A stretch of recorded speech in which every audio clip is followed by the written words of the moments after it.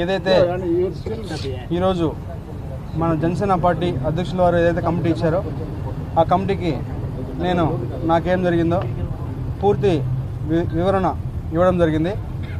అదేవిధంగా పార్టీ అధ్యక్షులు గౌరవ శ్రీ పవన్ కళ్యాణ్ గారు ఏదైతే రాష్ట్ర ఉప ముఖ్యమంత్రిగా ఉన్నారో ఆయన నిర్ణయం తీసుకుంటారు.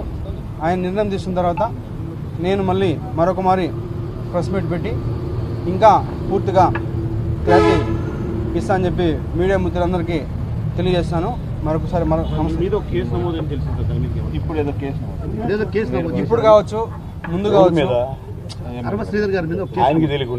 ఇప్పుడు కావచ్చు, ఇంకా ముందు కావచ్చు, లేకపోతే ఇంకా రాబోయే గంటలు కావచ్చు, రోజులు కావచ్చు, ఎన్ని కేసులైనా ఎదుర్కోవడానికి నేనున్నాను.